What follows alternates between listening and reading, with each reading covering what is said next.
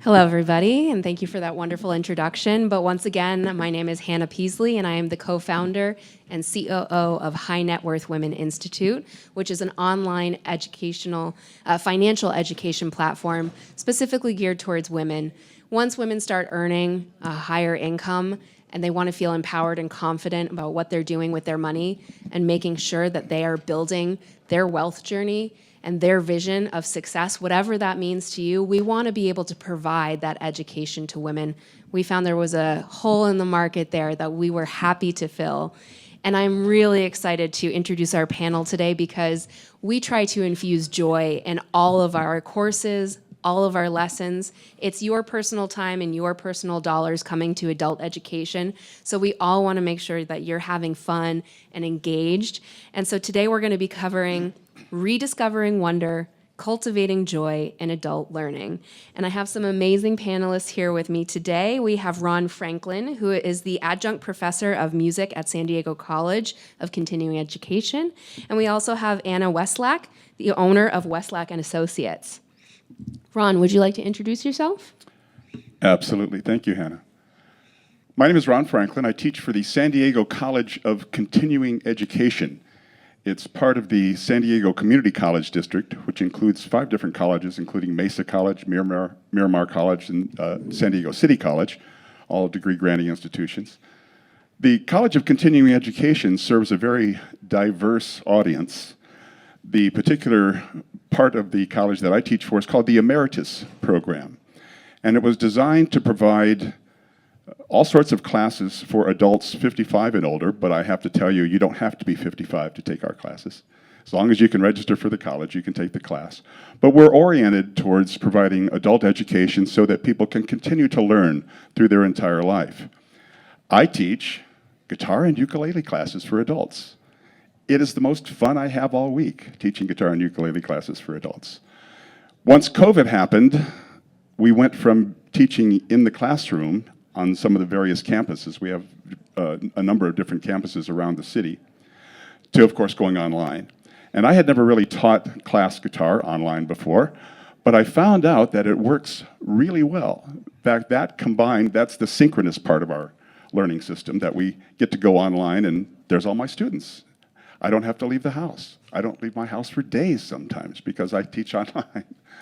We also have a learning management system. Some of you might use Canvas. I don't know if you know about that learning management system. I think it's absolutely fabulous. I never have to stop by the printing shop and make copies anymore before I go to class. They just all download their own. So it's been a wonderful experience doing that. I've worked in higher education for a number of years. I sort of actually had an earlier career in education back in the 80s and somewhat in the early 90s. And then I got into the business world, actually dealing with high-end digital audio and video equipment, traveling the world. I went to 57 cities in 13 countries over about 20 years in that job, traveling around. And now, with the world the way it is these days, I'm really happy to stay at home most of the time and teach my classes online. Teaching adults is very different from teaching children. My wife is an elementary school teacher, and so I get to see kind of both sides of it. It's wonderful to bring joy and to bring a new sense of accomplishment to adults who are learning to play an instrument for the first time in their life.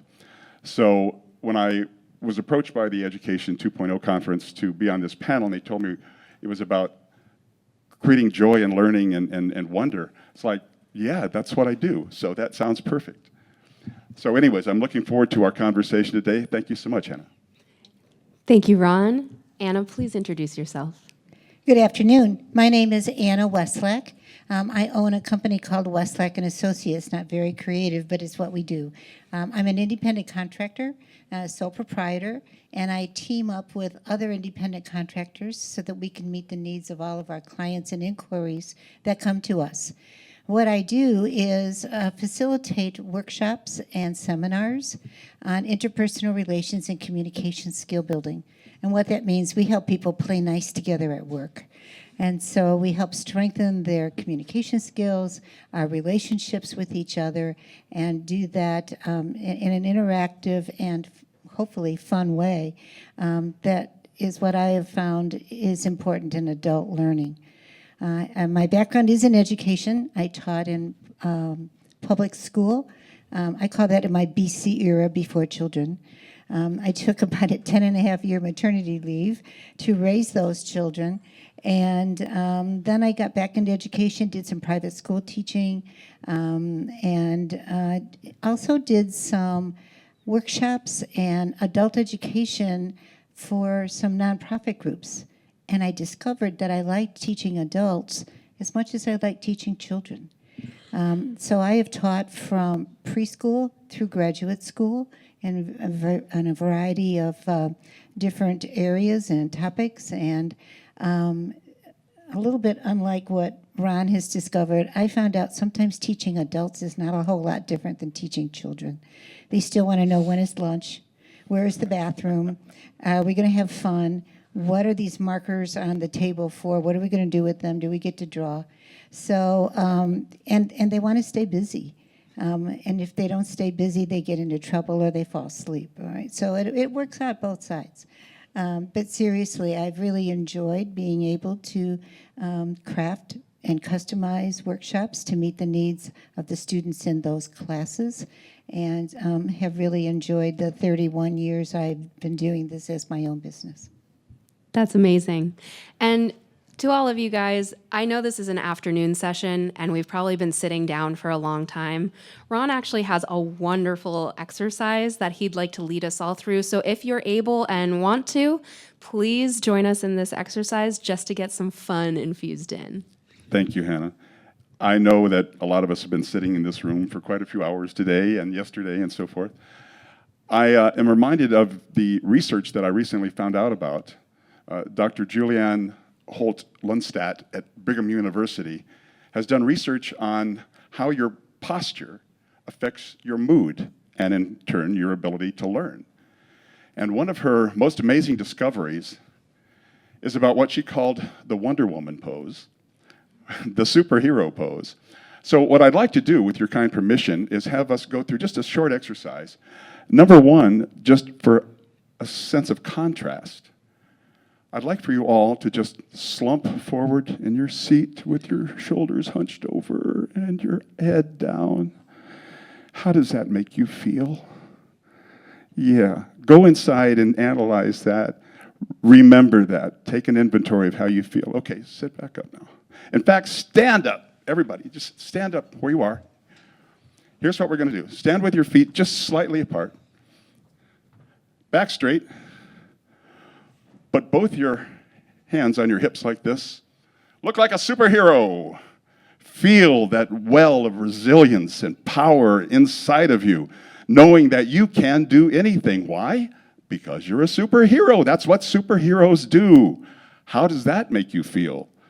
Do you feel more ready to engage in our activity after that?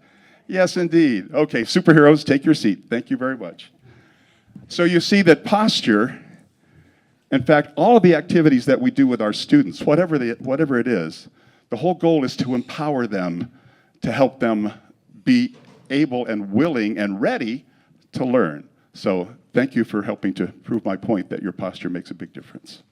Hannah? Thank you so much, Ron. That was really fun. And on that note, our first kind of springboard topic that we wanted to talk to you guys about is in adult learning, and any learning for that matter, one of the biggest steps to creating joy in the classroom, in the digital classroom, as it may be, is creating the environment, setting the stage for what you want to teach and how you want the characteristic of your education to come through. We all have some thoughts about what could help create that environment. So Anna, would you like to take that away? Yes, thanks, Hannah. I always find that I walk into a classroom, a seminar, or a seminar room, or wherever, and I have my expectations of what I'm seeing this is going to look like.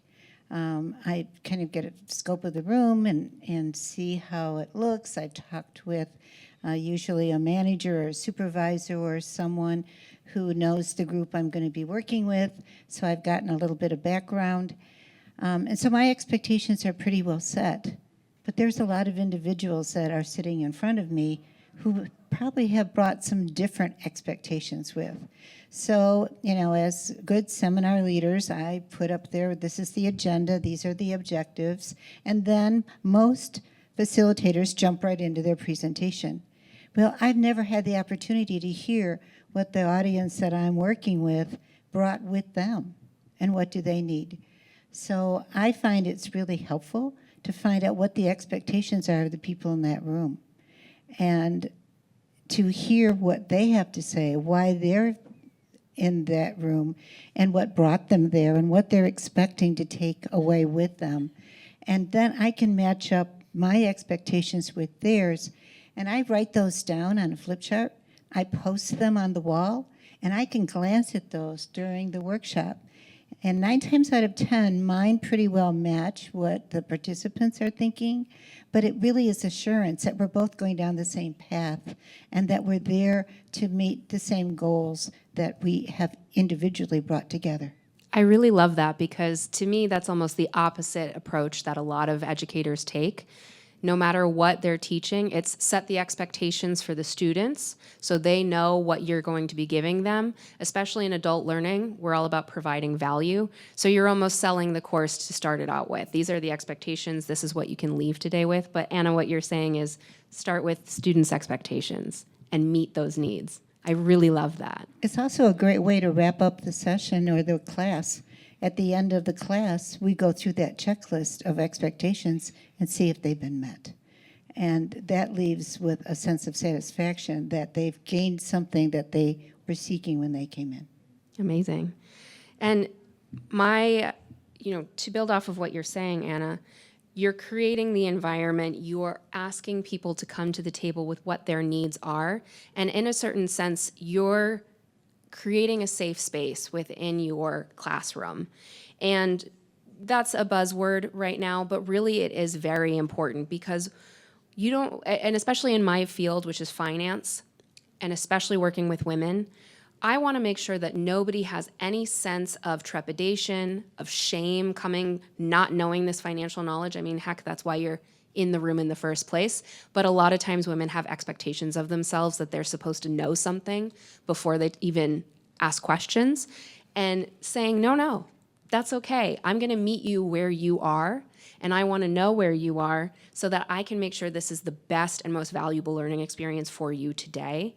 So creating that safe harbor environment, letting them know, ask a question 10 times, because my priority is making sure that you really understand, and creating that open space for students so that they can come and they do not feel any sort of shame or trepidation, and coming and really getting the most out of that education.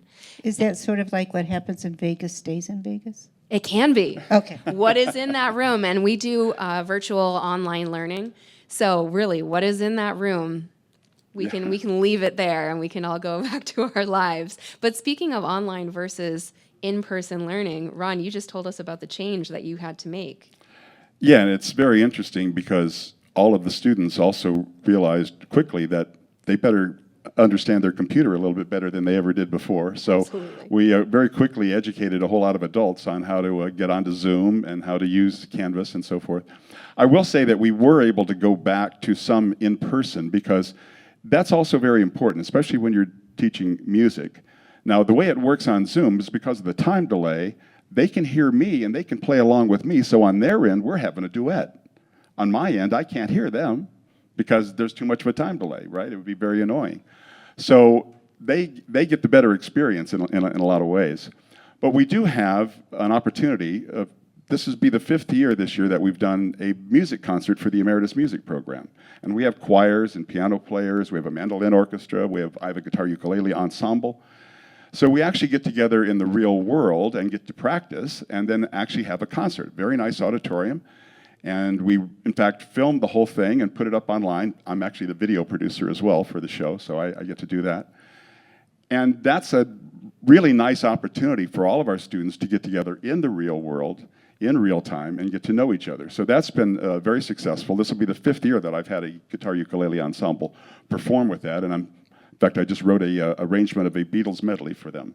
So we'll. I wish you had brought your ukulele today. I thought about bringing my guitar and doing some songs for you guys, I have to say, because I brought it with me to Vegas. But That would have sparked much joy. yeah. But it's important, I think, if you can have that component, and you can't always, right? Sometimes people are geographically all over the place, and that's the only way to meet is on Zoom. And because I have another cohort that I meet with every couple weeks, and one is in New York, one's in Florida, and we're not going to get together in the real world. But with our students in San Diego, it really helps to do that and fosters that. What I've been surprised at is how much they're able to engage online. Most of them, and you probably experienced this if you've been on Zoom, will have their cameras on. A few refuse or for some technical reason decide they can't do it. But we do have that feedback, and I always encourage, one of the first things I ask at the beginning of every class and at the end of every class is for questions and also for requests. Because I tell them the request line is always open. In fact, there's a discussion forum on Canvas, and I say, put in there what songs you want to learn, and we'll try and get to it. And we've been doing that. Last week we did Ain't Misbehavin' by the great Fats Waller because one of our students wanted to learn that song.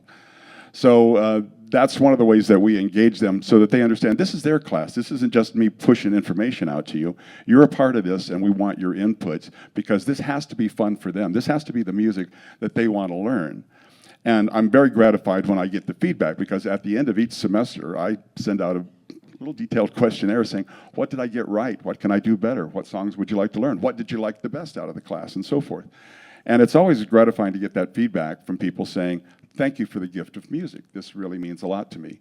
So that alone is just worth everything when you get that feedback from students. Absolutely, absolutely. And one of the overarching themes that I'm hearing today is really coming to the class as an educator, being prepared. You want to make sure that you're ready for that class, but also in your preparation is being open for what you encounter with your students. So I know that it's more fun, it's more effective in any classroom if the teacher is ready, has everything prepared, but can pivot on a dime if they need to, and they need to make any changes. And I think that's something that seems to be very common through all three of us. Yeah, absolutely. One of the things that I discovered early on was that in working with adults, and I've been playing guitar all my life, I have a master's degree in classical guitar, and I know that when you take this up later in life, your fingers just don't move very fast. This is just not something that you've ever done. You've never used your physiology in that way. And so what I discovered early on was that if I just start throwing songs and chord progressions and pieces at these people, they're going to be very frustrated because they just don't have the physical ability to move their hands in the way that they need to do that. So I started creating what I came up with the term finger fluency because everybody needs to have finger fluency. So I call them finger fluency workouts. And I started creating these and would put them up every week. Hey, here's a new finger fluency workout for the left hand, for the right hand, for the flat pick, whatever. Over time, and since COVID, I've gradually gotten this to the point where now it's a 50-page book called Finger Fluency Workouts, and there's another one for the ukulele. And to my delight, kind of surprised, but to my delight, we spend the first half of our 3-hour class, because my classes are 3 hours long, we spend about the first half of our class going through finger fluency workouts. And I'm thinking, doesn't this bore you guys? And they're like, no, man, this is great. We really need this. I get that feedback all the time. Why? Because then by the time we get to the pieces, which we do later in the class, they can move, they could work. Their fingers are agile. So it really helps to understand where they're coming from, not where I came from, because for me it's like, can't you just do this? Well, yeah, you can do that, but not me. So I give them the tools that they need to succeed in doing the things that they want to do, because they don't know when they request a song that, yeah, that's got some hard chords in it. You sure that's what you want to tackle right now, right? So, yeah. Yeah, I think it's also important to remember that all the participants that you're working with, no matter how large they are, I work with mostly small to mid-sized companies that don't have the resources that large companies might have in order to do the interpersonal training to help build cohesive teams, management strategies, leadership skills. And so I work with a lot of executive teams and management teams that might not be very big. They might only be 5, 6 people. Sometimes that's the size of the company even. But I also recognize that no matter how many are in the group that I'm working with, they all have different learning styles. And they all learn in different ways. And we know that working with students in elementary and high school, but it's the same with adults. We carry with us a specific learning style.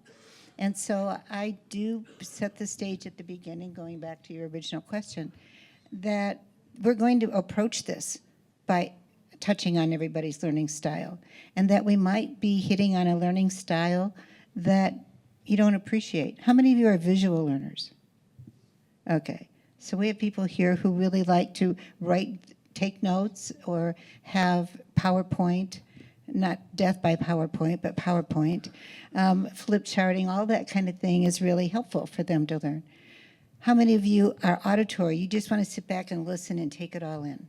You have a couple of those? Yep, usually not so many, so you might sometimes be one of the few, but it's important to know that that's important to you. How many of you kinesthetic? You need to do something. I like to bring manipulatives with me so that we have fidget gadgets that people can play with. Pipe cleaners is a really inexpensive, really fun one that it's amazing what they come up with. So we need to touch on all of those different kinds of learning styles. And reflective. How many of you want to take a minute and just reflect and write down what you're thinking? Okay, yeah, we need to be thoughtful. We need to, I call that digestion time. Take what you've just learned and how's that going to apply to you. So I tell the group ahead of time, if you're not happy with the activity that we're doing right now, just sit tight in about 10 minutes, because remember we said they're a lot like young children and they have a short learning attention span. In about 10 minutes, we'll change that, and it's going to be a different approach that we're going to be using. And so it allows the participants to say, gosh, I hate doing these reflection exercises. It's okay, we'll do small group in about 10 minutes. So they know that it's going to be a variety of approaches, and that we are working toward the benefit of everybody in the room, and not just going to follow the style I like best to facilitate. Wonderful. I think all of these ideas are just so important and core tenets of creating a great environment, a great culture for your classroom. But really, let's get into the meat of the teaching. What are the strategies for cultivating joy during learning? Either one of you, do you want to go first? Well, I'm very fortunate that the subject that I get to teach is inherently joyful. If I were, I don't know, teaching calculus, maybe I wouldn't find a way to make it as joyful. I don't know. Maybe it's a little tougher. But music is a lot of fun. And what I find is that people come to the class from diverse backgrounds. Some of them, I just bought this thing, somebody tuned it up for me, show me how to play, to, yeah, I've been playing for 12 years, but I thought I better get back and take some more classes. So I get all kinds of people in the same class, and so one of the challenges, of course, is to tailor the class in such a way that you don't lose people, but you don't bore people at the same time, because you run the risk when you have a diverse population in the class like that of running off of either end. The things that give them joy really are playing the pieces and doing the music, and what I found is that even though the finger fluency exercises that I talked about are challenging, and I can see it in their faces through Zoom sometimes, it's like, oh, that's hard, isn't it? But you know what? At the end of it all, they're like, I'm glad you made me do that. Because one of the things I try to inculcate in my students is the understanding that discipline is freedom. If you discipline yourself so that you really take the time to investigate something thoroughly and really look at how it works and dig into it yourself, then when it comes time to jam, when it comes time to be free, you've got the tools that will allow you to do that. They don't get in the way. So freedom as discipline turns out to be a way of presenting joy to the class, because they love that. And it gets them where they want to be, which is to be able to play music with their friends and have a good time. Interesting. Discipline as a vehicle to joy. Yeah, exactly. Well, unlike Ron, every now and then I will get participants who really don't want to be there. Have any of you been to a required seminar or training session that you really didn't want to ever go? Oh, look, I see lots of hands go up on this one. All right. Well, how did that feel if you had to facilitate that group who were there? I've done, which is unlike many of my colleagues, I have done staff in services in schools in a variety of different types of schools and situations.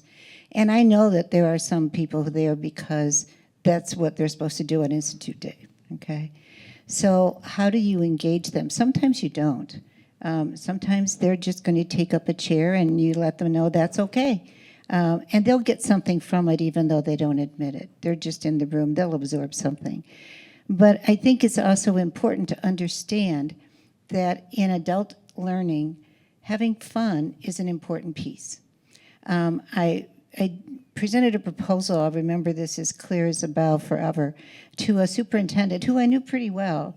And we were talking about an in-service I was going to do in his school district. And so he asked me, of course, what the content was going to be, the objectives, and how long it was going to take, and on and on. So I responded to all of his inquiries.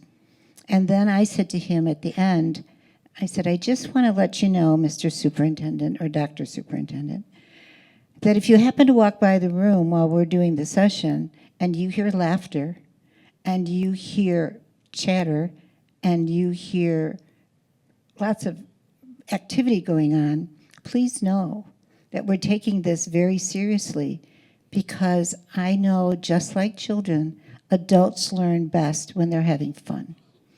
And so I try to make sure that a part of what we do is fun. And that's one of the expectations I always add to that list at the beginning of the class. Because in setting that tone, I want them to understand we're going to do some activities that are fun, but there's a purpose to them. And I think along with that, blending in some humor is always helpful. And when I do that, we know that if you tell a story or if you use an example that's an extreme, people kind of go, this is like way out there. Let them know this is an extreme example. And I'm not making fun of anybody or anything. We're just having fun with this. And that immediately relieves them to know that I'm not going to ridicule anybody. I'm not going to point somebody out of the audience. And I'm not going to make fun of anything they've done or said. But might take something they've said and turn it into something funny. And what are they going to remember better?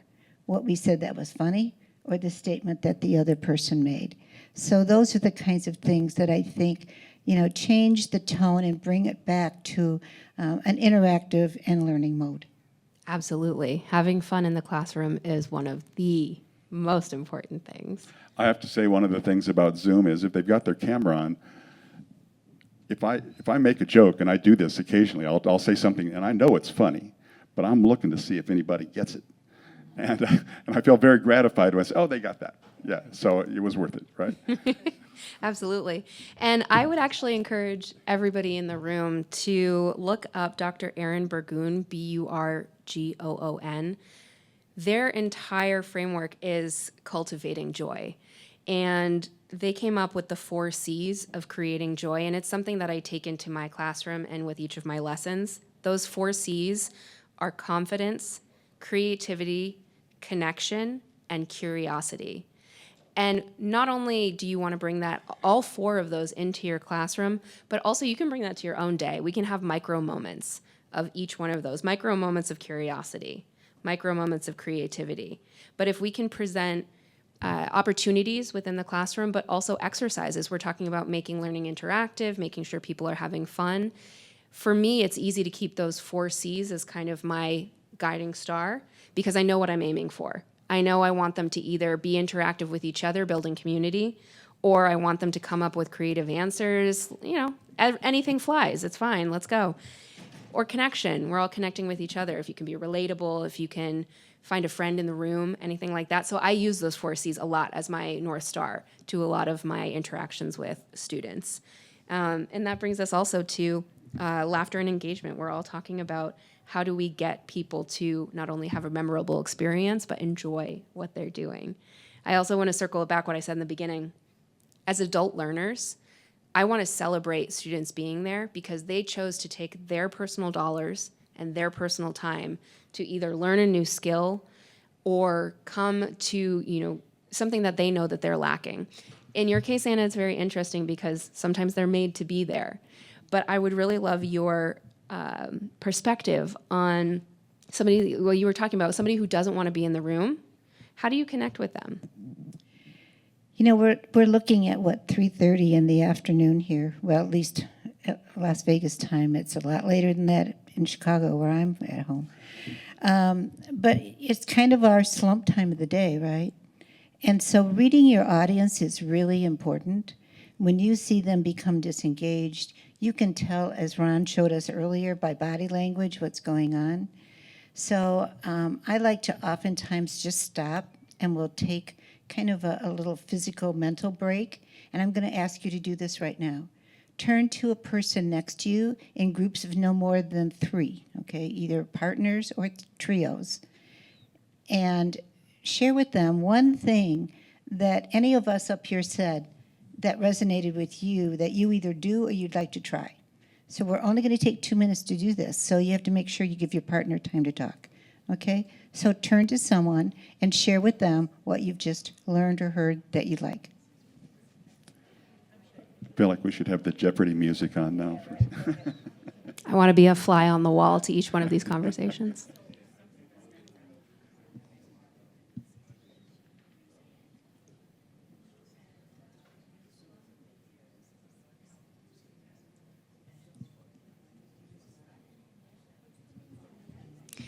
It's they, them, Erin, Erin, Burgoon, Burgoon.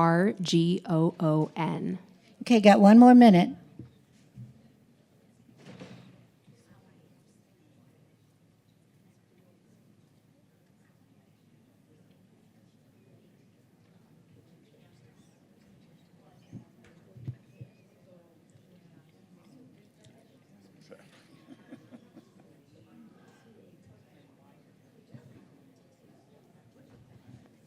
Okay, time's up. You may be seated. If you've moved from your original place, or you can stay where you're comfortable. If you're standing up and like that, you can do that too. Okay, now, the fun part about that is before we started this activity, the energy in the room wasn't very energized. As you were talking, when you first started talking, it was still a little quiet. The longer you talked, the higher the volume got of the energy in the room that kept climbing. Do you feel a little more energized after you had a chance to talk a little bit? Share your thoughts. What was in your head now is verbalized, and you shared that with, you probably might have even learned something from someone else in your conversations. So this is an opportunity to kind of think, pair, share, where you share with somebody what you're thinking, and they can learn from your thoughts and what you've said as well as from what we're doing as a group. So I always like to read the group, find out where their energy level is, and maybe take that time to build the energy again by just taking a couple minutes to verbalize what you've got going on, circulating and grinding away up here. I love that. I really love that exercise because even from here, we can kind of hear what you guys are talking about, and it energizes us as well. But to springboard off of that exercise, another one of the core tenets of creating joy in adult learning is leaving students with the excitement to practice what they've just been taught. What are some actionable things that they can go home with? And it looks like you each identified some things that you can go out and you can take into your classroom or whatever that learning environment is that you're involved in. I loved hearing it. But please, let's leave the group with some actionable takeaways that they can then pass on to their students.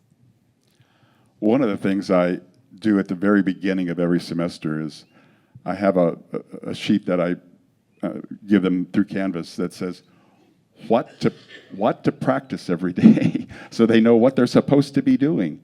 Because if you give people direction, if you help them understand this is how you go about practicing and this is what your goal should be in practicing, and give them the tools. Explain to them how metronomes work, for example, and the fact that it can be useful to gauge your progress by the numbers. Things like that. then when they go to practice, they're not just like, I don't know what to do first. And I warn them at the very beginning of the semester, working with me is like drinking from a fire hose because I'm going to throw a lot of stuff at you. Don't feel like you have to play all of it. I'm giving you a repertoire you can keep for the rest of your life. And every week I'm going to give you new pieces. But don't feel like you have to play everything perfectly. That's not the way this works. I just want you to have the opportunity to be exposed to a lot of music and to pick and choose the things that really speak to your heart and then put the time into those. And I've found that between the, like I say, getting them prepared to play and then giving them the actual music to play, they come back and they love it. They have accomplished something. And I make sure that everybody understands they're free to ask questions, and they do that. They interrupt. They'll say, Ron, I don't understand. When you do this, what's happening with your thumb? And then I'll turn around and hold my hand up to the microphone, to the camera so that they can see it. But being able to just engage with them that way. The other thing about it is making everybody feel noticed, making everybody feel like, oh, he knows who I am. So I'd never start a class without going through and personally greeting each person by name, however many people there are in the class. And if they're from another country, I have 2 Japanese students, I always say, Ohayo gozaimasu, or konnichiwa.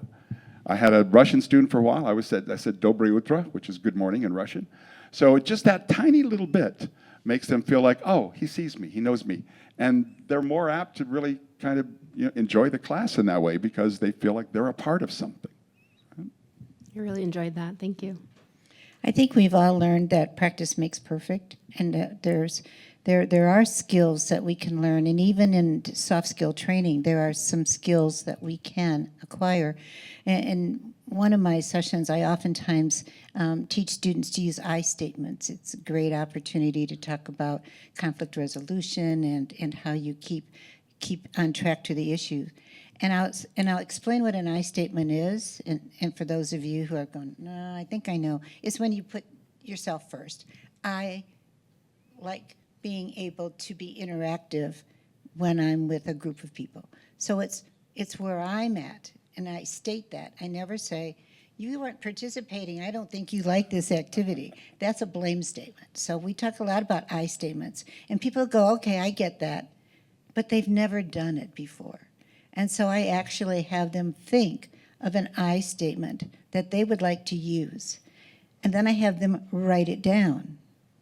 So now they've done a couple of mobilities. They've thought about it, they've wrote it down, they've said it, and then I have them get up and practice it and use it with someone else so that they now can make it. And I have them do it 3 times because the first time it's a little rough. Second time is better. By the third time, it just flows off. And it becomes easy for them.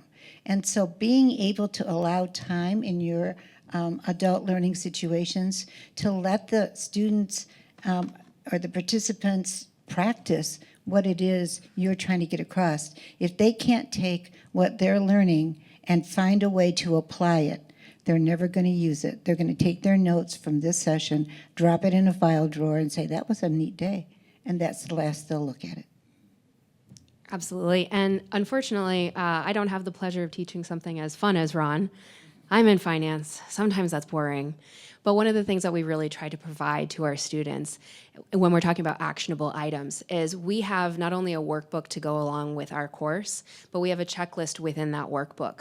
We are actually building things that each student is doing for themselves. So it's very customized as we're going through the course. And at the end of the course, that checklist then becomes what we call their investment thesis.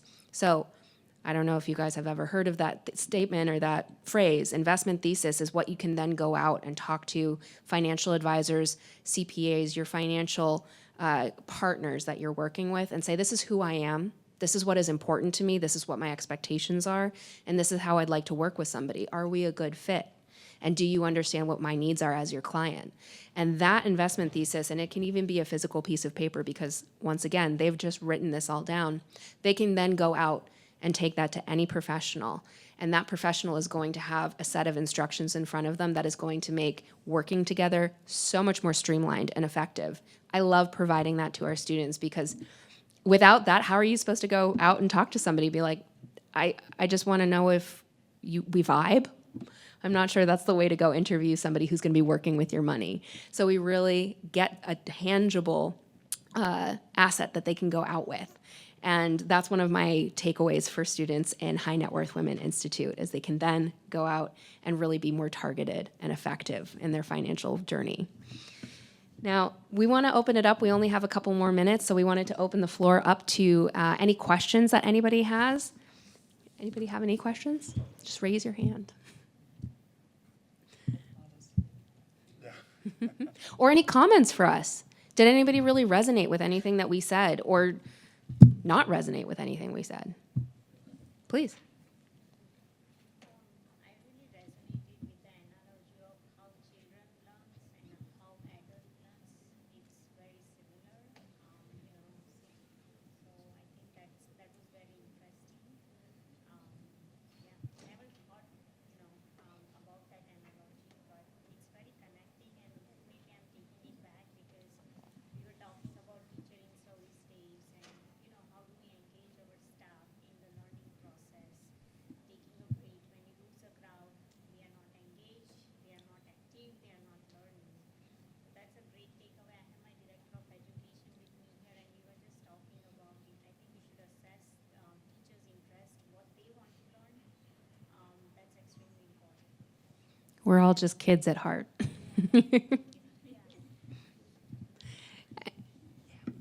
Perfect. All right. Well, that's all the time we have. Thank you guys so much. We really enjoyed speaking with you. Thanks, everybody. Thank you very much.